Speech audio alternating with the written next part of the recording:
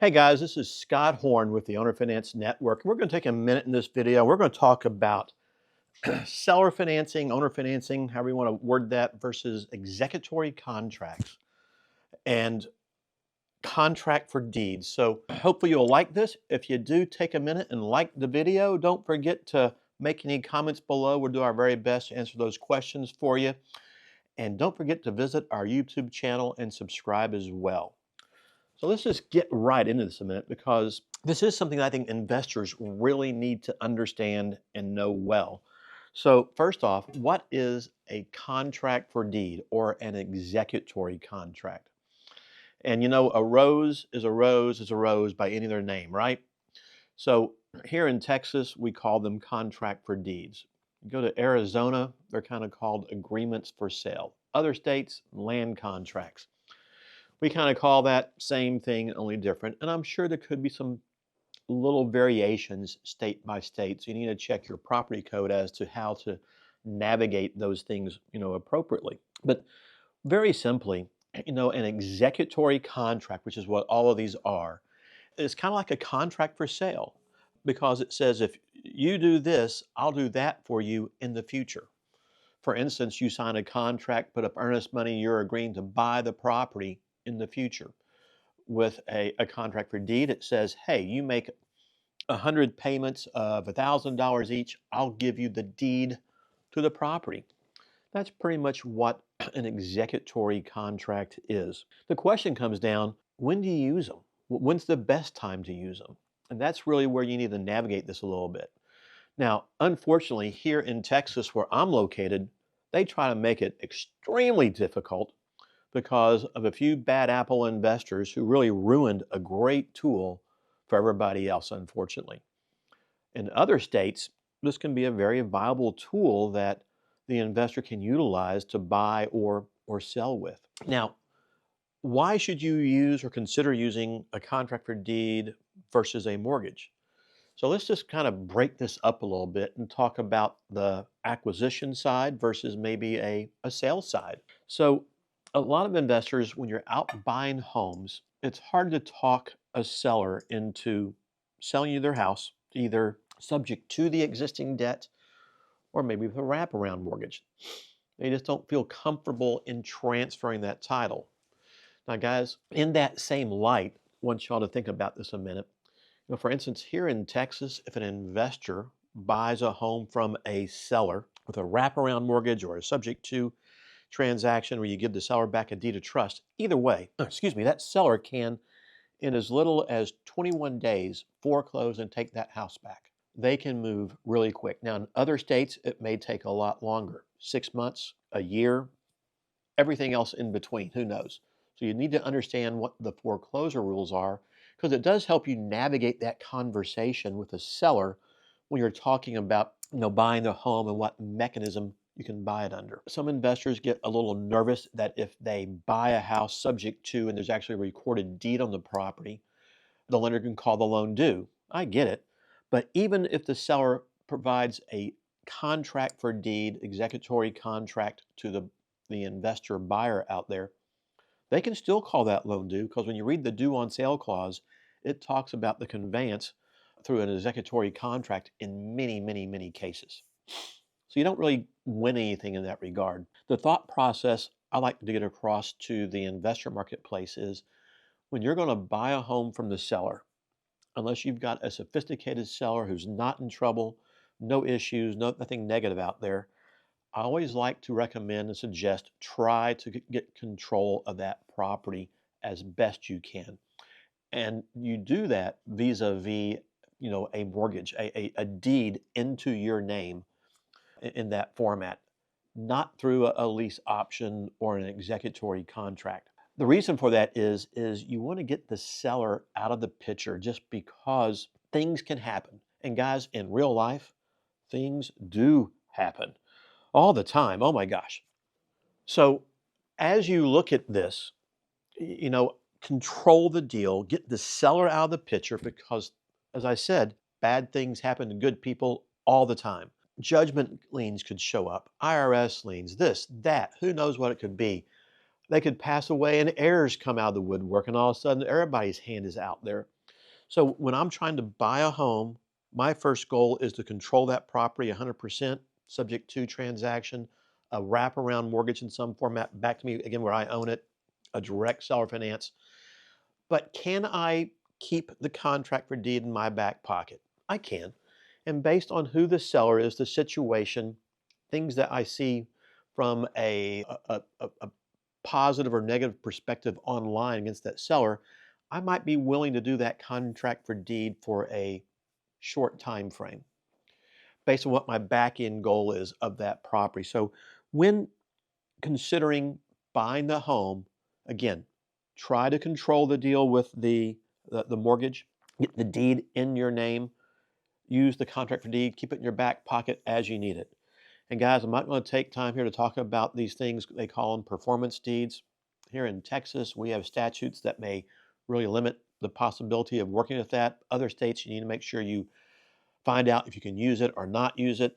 It just is a way that circumvents foreclosure rules and regulations. And typically, we lawyers like to say it's not a good thing to use.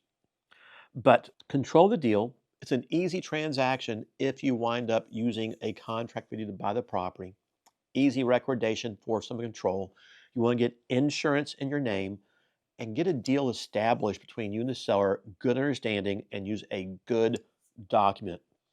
Do your best to let an attorney draft that document for you. Don't try to do it yourself. And from there, understand what the rules and regulations are, guys. This is a contract, it is not a mortgage. And the contract governs. That means you could put a 5-day provision for termination of the contract and you're done. Maybe it's a 10-day provision. So make sure you negotiate a proper default clause that if something was to happen to you from a negative perspective, you had to, the seller was going to take the house back.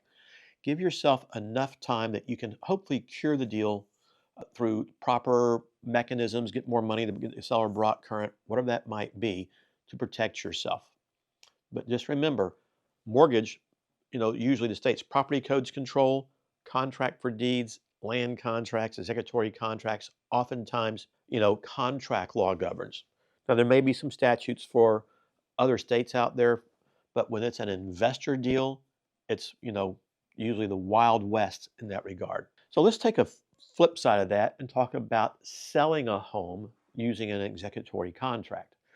And again, this is where Texas becomes problematic because our state property code says that an executory contract, and that could be a lease with an option to buy, because an option is an executory contract, something to be done in the future. A contract for sale, as I said earlier, is an executory contract. Wherein title is not delivered within 180 days will become an executory contract. And now in Texas, dealing with a back-end consumer, a homeowner who's going to live there, all these rules and regulations pop in. And here in Texas, 99.9% of we attorneys just go, try your best to avoid it. Can you use it for, let's say, 6 months? Yes, here in Texas. But there are rules and regulations you've got to know. You follow those rules and regulations to the T because there's a potential liability if you don't do that. Now, let's get out of the Texas marketplace and let's flip over to all the other states where you can do an agreement of sale, a land contract, whatever that word might be in your state for agreements of sale. Is this a viable tool for selling a home to a home buyer? Sure. Now remember, that home buyer has the same issues you might have when you were buying the home from the seller with you, but the great odds are they don't, because they're not going to be a sophisticated seller investor who understands how this stuff works. So can you utilize this contract for deed or executory contract in selling the home? Sure. But keep another thing in mind. I still prefer to do a wraparound mortgage or a mortgage to the buyer out there whenever possible. It makes the buyer feel more comfortable along the way.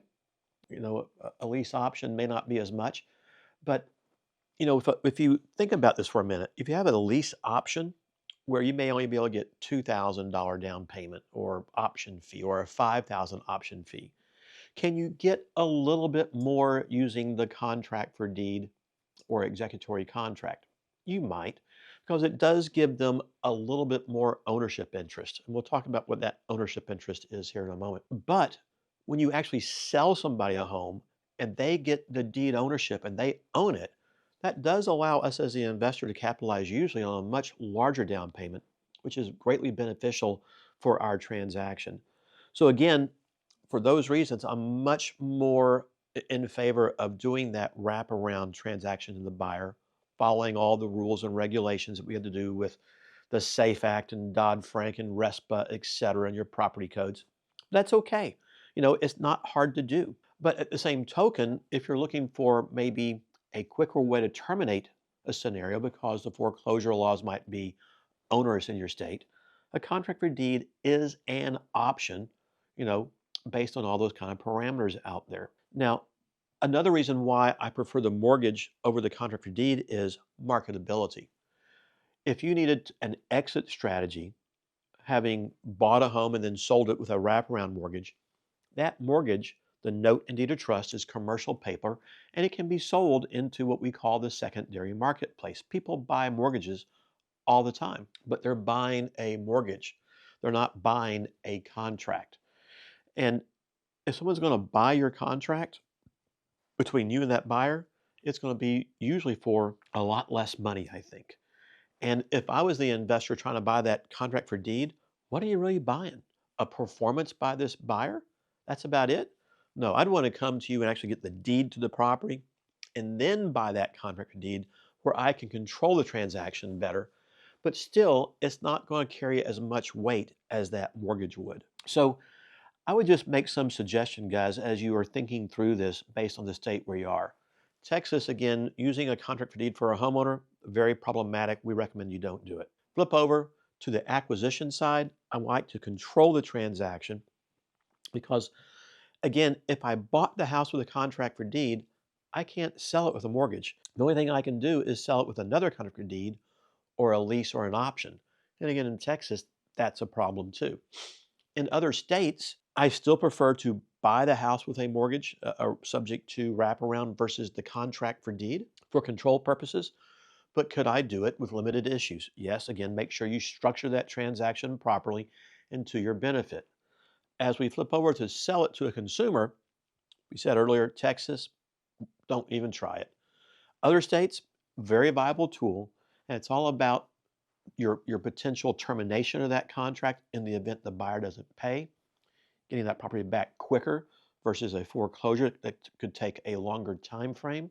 And it's just making certain you understand what the rules and regulations are in your state. So guys, I hope you found that helpful about understanding contract for deeds versus maybe some type of a acquisition through a mortgage or the sale to a buyer in that regard.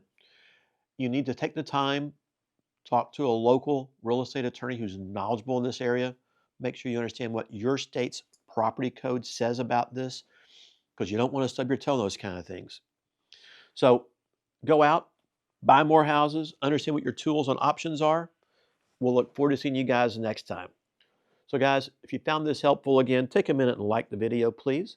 Don't forget to make comments. As I said earlier, we'll do our very best to respond to you on those. And take a moment and go over and join our YouTube channel as well. We'll see you all next time.